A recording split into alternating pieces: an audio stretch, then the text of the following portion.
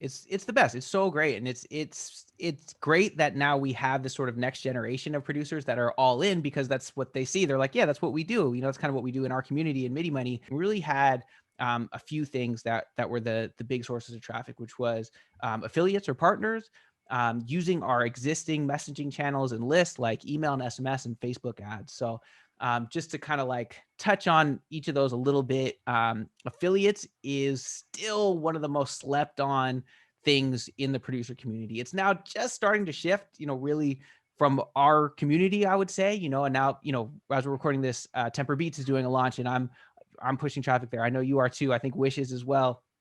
I know, other producers are doing this as well.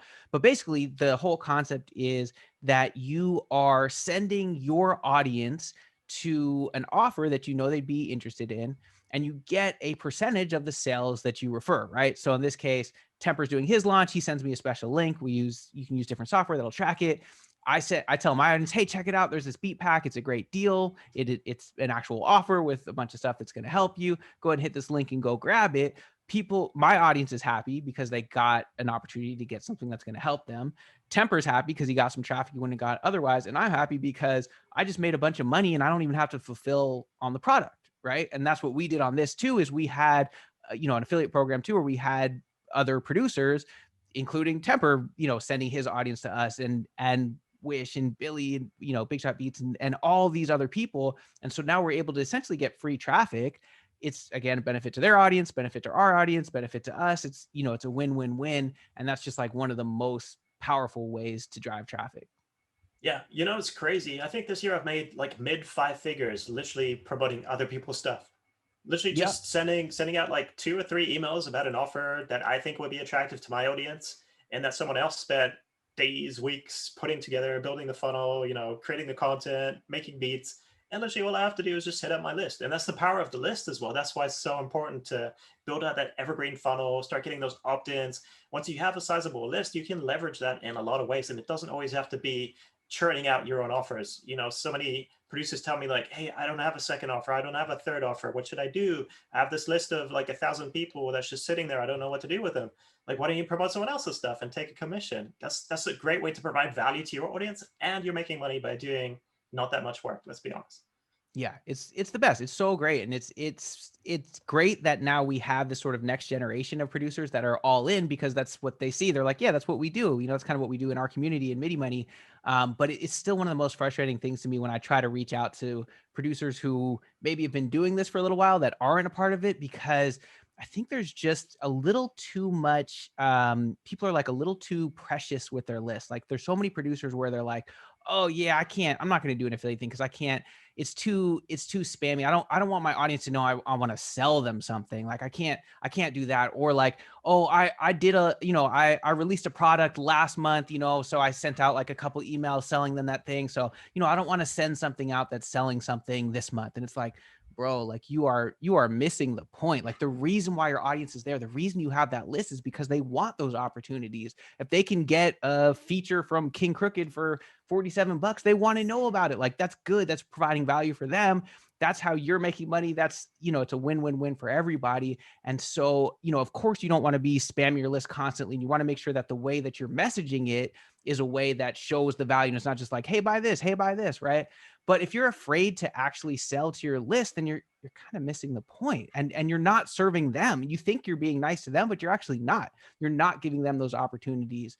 So that's one thing I would say is like, stop being so precious with your list. Like look for these opportunities, try these different things, send people to different affiliate offers. Obviously it's got to be something you believe in and you trust, and that, where you're sending them is going to be valuable and be good. But past that, like just chill out. Like you're not that special. Just send it out. It's just frustrating. I have dozens of emails in my inbox right now just saying like, thank you for always letting me know about opportunities. And that's value, right? That's value for your list. You're not spamming them. You're not trying to hard sell them on something. You're just telling them like, hey, my buddy Wishmaster, my buddy Gabe, my buddy Temper has this offer right now. You might be interested. Check it out. You get literally 50 beats for $10. It's only around for a week. And no one's going to be mad about that, right? if somebody told you like, oh, hey, you can buy a Samsung TV down the road for $10, are you going to be like, why are you telling me? You know, you're just spamming me, bro. Like, stay away. No, you're thankful, right? You're like, oh, cool. I'll definitely check that out. Thank you for letting me know. Yeah, exactly. Exactly. So that was, long story short, a big source of traffic for us. That definitely accounted for a big chunk of that, whatever we're at now, 170,000 plus of revenue. The other big one, of course, we already kind of talked about is email and SMS. You know, our own list. We've been acquiring these lists for years using like our front end evergreen funnel. And like you just said, that's the value of that. And sometimes people get frustrated because maybe they set up that first funnel and it's like, I'm just barely breaking even, or I'm not really super profitable. But when you're building that list, a lot of times the money comes later. It's like, okay, I built the list, and you should try to monetize it. You know, don't be afraid to sell them in the beginning, but you might break even, or you might even lose a little money on the front end, and that's okay, because I know I can send a couple of emails because you're doing a launch, or Wish is doing a launch, or somebody else is doing something, and I'm going to make a few $1,000 right there just off those emails. So that's the power. Not to mention, we're going to talk about Facebook ads in a second. You know, I had my business manager shut down. Then my personal account was banned from running Facebook ads. Then your personal account was banned from running Facebook ads. And so that's one of the many reasons why relying solely on these other platforms, whether if it's a paid ad platform or social media platform, is so dangerous, because if we were completely relying on that, and I'll talk about it in a second, we were able to kind of find a little workaround this time. We would have been screwed. But that whole first day where we did the $10,000 in 10 minutes and the $35,000, whatever it was that day, it was 100% just our own list. There was no paid traffic. I don't even think we had affiliates that day, actually, right?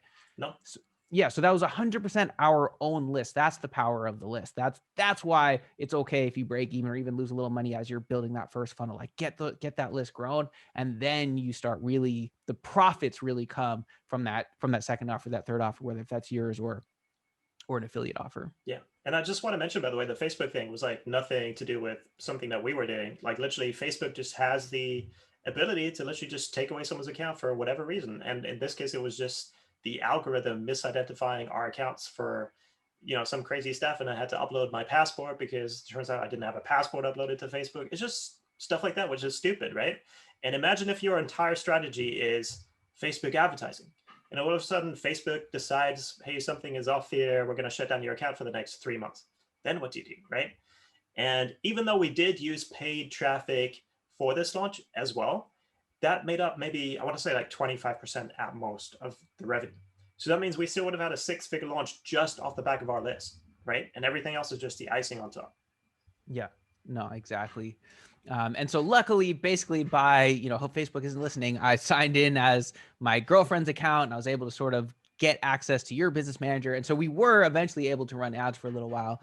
And they did well. Like we spent about $30,000. I've got it pulled up here. $30,616 is what we spent. And that accounted for, well over $50,000 in revenue, just directly, that were attributed to those Facebook ads. So we had a good return on investment. It was a great source of traffic. And so it's like, there's some nuance there. We're not saying don't do Facebook ads. That was great. That's free money. That's awesome. And if you're 100% relying on that, then you're going to get in trouble. And so just something, with the Facebook ad, just a couple of things to touch on without getting super deep on it, because I can geek out on that alone for hours. But one of the things is, when you're doing a launch for a limited time, as opposed to that ongoing, evergreen funnel, everything is faster, especially those ads, because, when you run an ad, it sometimes takes 24 hours to excuse me, to even get approved, right? So then you have to like get it approved. And then from there, you have to decide what works and what doesn't, so that you know what to increase the ad spend on, and which ad sets and which ads to shut off. And so you need to get that information really, really quickly to be able to make those decisions in time to benefit from them, because you have this small window of time. And so basically what that means is I had to do a pretty big budget on each ad set. So we were doing, anywhere from 30 to about $300 a day on each ad set. And we had it, a different given time, like, as many as, I don't even know, 10 plus ad sets. So, I think we were at, probably some days, around 3,000 or 4,000, maybe some days it was 1,000 or 2,000 a day. So we're spending a lot on ads. But just to be clear, I was watching them very, very closely. And so on day one, I start spending that money, but I'm watching it. Once we're, even $75 into that ad set spending, I'm looking at it and I'm seeing, okay, are we getting any sales from it? How's it looking as far as, how much is it costing us to put that in front of people? How much is it costing us to get people to click over? How much is it costing us to actually get a sale? What's the return that we're getting on those sales? And if it's not working, I'm shutting it off quickly. So don't think that, that $30,000 we spent was like, we just showed up with a duffel bag full of $30,000 and threw it at Mark Zuckerberg and it's like, let's go, let's see what happens. Like, it's not like that at all. It's, let's start with, a few bucks essentially and watch it really, really closely, see what's working, what's not. If it's working, let's increase the ad spend or duplicate those ad sets. If it's not working, let's shut it off quickly. And that's the process that you do for a longer thing, but just know when it's a launch, you're doing it really quickly. Yeah, yeah, for sure. It sometimes feels like the duffel bag though, doesn't it? Like you're just dumping money and seeing what happens. So it's funny because I'm almost hesitant to give the advice of just like, spend a bunch of money, test things out, because I'm so used to telling producers start with like $5, a day or two later, if it's moving in the right direction, put another $5. And it's a very long time window, right? And you just do it gradually and carefully to make sure you're not wasting any money. But because you only have a week or two to see results, sometimes it is just like throwing things at the wall and seeing what sticks. Yeah, for sure. And that's, just like everything we're talking about here, sort of the disclaimer of this shouldn't be your first funnel. All of this is a little more advanced. It's because of the timing of it, because of the scale of it, because of all that stuff. So start with that front end funnel, go check out that training, midimoney.com/go and learn how to do that. And then, layer this in and the stuff that we're talking about, you can still apply a lot of the same concepts. But you still have to start there for sure. Yeah, definitely. It helps if you know what you're doing and you already have some sense of roughly what's going to work for your audience. And the only way to do that is through experience. So having built your evergreen and having run those ads for several months, maybe you're ready to do this kind of a thing and have more of a chance of having positive return on your investment. Yeah, no, for sure, for sure. And so, okay, so now we've got our offer, we've got our funnel, we're driving traffic. Here's kind of like the unsexy part, but it's really important is everything is elevated, including your customer service. So if you're used to answering 2 emails a day, if you're used to answering 20 emails a day, when you're scaling up like this, get ready to answer 10 times that, maybe even 100 times that amount, on those busy days. Um, and so when you're doing that, you want to think about, okay, well, how, first of all, just being mentally prepared for it is part of it because it can be exhausting, right? And then how can you also, what can you do to automate certain things, to delegate certain things if you are at that point where you're ready to, bring on a team member, even if it is temporarily or for, part-time. And also, how can you actually stop people from asking you those questions in the first place by answering the question before they even ask it, right? So maybe can you touch on any combination of those things? Yeah, so I think preparation is key. And chances are most of your customers are going to have the same questions, right? It's always going to be some combination of, do you have a refund? What rights do I get to the beats? What genres are they? That kind of stuff. So just be prepared. Literally just write out all the questions. You can even use a tool like Help Scout, for example, which gives you a little embeddable widget you can put on your funnel page answering some of those common questions. You can also literally just have a text document up and copy and paste from there into emails when you answer them. Or you could use what Gabe loves, a little app called Text Expander, which is literally a tool where you just enter a short string of text. For example, let's say a combination of 3 letters, and then it automatically types out an entire sentence or combination of sentences for you. And you can program that to literally an infinite amount of combinations. So that definitely saves a lot of time to do something like that. Um, Another part of it is also, Gabe kind of mentioned this is potentially outsourcing some work, because at the end of the day, do you really want to be stuck, spending hours every single day answering customer support questions? In my case, maybe. For some reason, I always think that's a great idea. But if you're used to it, and I usually will be able to know what a customer wants within like the first 3 or 4 words of an email. So I don't even read the entire thing anymore. So I just copy and paste the answers over. It's pretty quick. But you might want to look into just hiring some of that outside talent to answer customer support questions for you, even if it's just on a part-time basis for like the 2 weeks that you're running the launch. And I mean, it's pretty easy to train them because, as I said, if you're prepared, you already kind of know what questions people are going to answer. And, it's probably very limited training that needs to go into hiring that support person for a short period of time to help you out. And trust me, your first launch is probably going to drive you crazy, but just hang in there and get through it, and it'll be worth it. Yeah, no, for sure. And that yeah, it's funny. You and I kind of have one of the few places where we do things differently, because I think there's a lot of things we do very similarly, is I tend to, I've got this big team and all these like systems in place, and there's advantages to that, right? Like for example, if I'm doing the customer service, I put that in quotes, I'm not really doing it. I have a team. I even have, Joe, who's on my team. He's sort of like the head of customer service, and he's even at this point hiring and training the other people who are coming on, which is awesome because I don't have to do it. On the other hand, the reality is that's a huge expense, right? And so you tend to kind of go on the other side of like, well, you just do it and you're efficient, and you're got the discipline to knock it out. At the same time, I would argue there's probably better uses of your time at this point. But there is a trade-off, and I think that's important to know of finding that balance, because I think that it's not just, I tend to talk more about like, how can you delegate things, how can you systemize things, and I do believe in that. But the reality is, you do have to find that balance and know that, hey, if you're doing that, you have to pay those people. You know what I mean? Mhm. Yeah, no, for sure. As I mentioned, if I was just starting out and it took me like 6 hours a day to do customer support, then obviously I would look to be outsourcing that because I want to be spending those 6 hours doing something productive. But as it turns out, like at this point, I can condense it pretty quickly. I can get that done in maybe 1 hour. So instead of paying someone else 6 hours, if I can use 1 hour of my time to get the same work done, maybe that's cheaper and maybe it is a good use of my time. But yeah, I totally get your point. I feel like there's like a healthy balance between your model of just having a huge team and my model of having 2 or 3 people and doing more work myself and saving more money. I feel like on balance, maybe we cancel each other out. I don't know. No, I think so. I think there's a sweet spot in the middle. I think we're both maybe a little too far one way or the other. There's probably that sweet spot, because as great as it, I wouldn't trade it for the world. Like I love having the team. I love the freedom that it gives me. I love the input that I get from them. And the reality is my profit margins, are different than they would be if I didn't have that team. So it's something to keep in mind. What else as far as mindset? Because I feel like that's important. Like it's fun. I love to talk about the wins, and it was exciting. Like once it was launched, the money's coming in. It's like adrenaline going. Like it's great.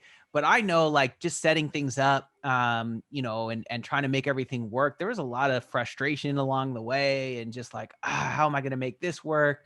I don't know. Maybe can you touch on that a little bit? Because I don't want to just make it seem like, oh yeah, it's all great. You know what I mean? Yeah, I mean, as we keep saying, it's intense. Trying to build out a launch funnel, if you've ever built a funnel for your evergreen before, it can be a process. And for a launch funnel, it might be even more complex because you're potentially building out 3 or 4 OTOs, a bunch of, order bumps, and then you want to make sure everything's integrated and working well. You want to try and preempt any issues that might come up. You want to try to systematize all the customer support as much as possible. So it's a lot of planning. It's almost like setting up a business from scratch every single time that you build one of these new launch funnels, right? So be prepared to put in the hours. For me, at this point, I have, I kind of have it down to a science, so I can probably knock out a launch funnel in like 1 to 2 weeks of intense, like, morning to nighttime work. But if you're doing your very first one, like it could be a month of work or more. And it's not just about building the funnel. It's not just about linking the technology, testing the technology. It's also about making sure your email sequence is written, because the last thing you want is to launch your funnel and then have to be like typing up emails on the fly, right? So you want to make sure that you already have the entire sequence ready to go in order to get the most out of it. You want to have some kind of like a game plan as well. For example, for us, it was the follow-on sequence after the funnel and all that kind of stuff. It takes a lot of preparation and thinking and planning. Maybe you also want to have your ad creative already written out. So again, you don't have to be like fumbling around in the middle of having to do a bunch of customer service and then also being like, oh, damn, I haven't set up any ads yet. Let me just type up some crap in Facebook right now. So the more you plan ahead of time and you put in those hours, the smoother the launch is going to go. And here's the thing about launch funnels. No matter how much prepping and planning you do, something is going to go wrong, right? Your ads might be shut down, your funnel might break, and then you have to, go in and fix it on the fly. Maybe your email gets shut down because you're sending out too many emails in response to customer service stuff, which has happened to me too. So all this kind of stuff, you need to factor in that time and be prepared to do that too. And if you're trying to like do everything on the fly, like during the live launch, it's going to be really easy to stumble. So put in the work ahead of time. You're going to get frustrated, of course, but it's worth it at the end of the day. And once you actually get to the end and you're looking back on it, it's addicting. Like honestly, all these producers I've seen this year put together their very first launch ever. They're already talking about like, oh, I'm going to do one more next month and then another one, next year. And you must have to rein them in and remind them that remember the backbone of your business is growing your list of leads and focusing on that and providing value and building the relationship. And then this is just, a couple of times a year, you throw in these special launches to really make them unique and scarce and special. Because if your entire business model is just like, hey, let me just do launch after launch after launch, then of course your credibility goes out the window because it's not unique, it's not special anymore. And also you're forgetting what the core principles are that we teach at Midi Money, which is, customer first. Think about serving your customer, providing value, building relationship, all that good stuff.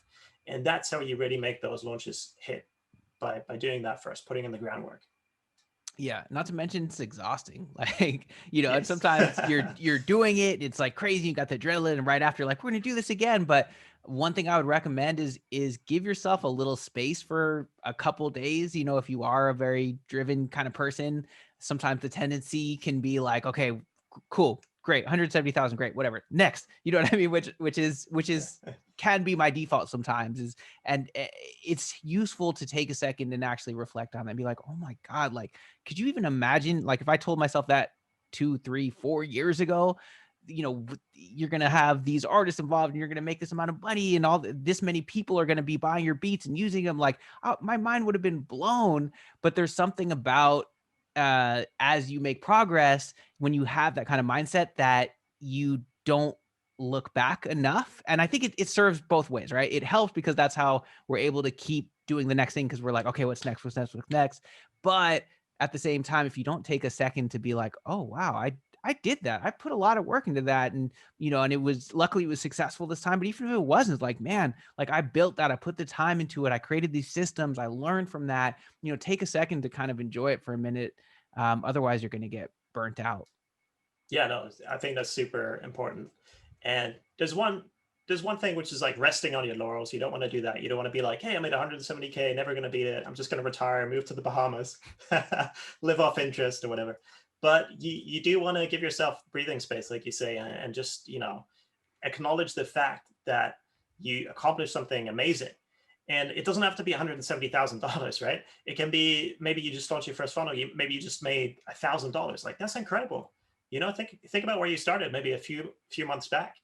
I mean, when I started out, my big goal was like, oh, if I could make like I don't know, like a 30,000 a year salary from selling beats, like I've made it. If Yeah. you told me then I could make six figures in a week or 2 weeks, I would have thought you were crazy. So sometimes, yeah, it's just important to put things into perspective.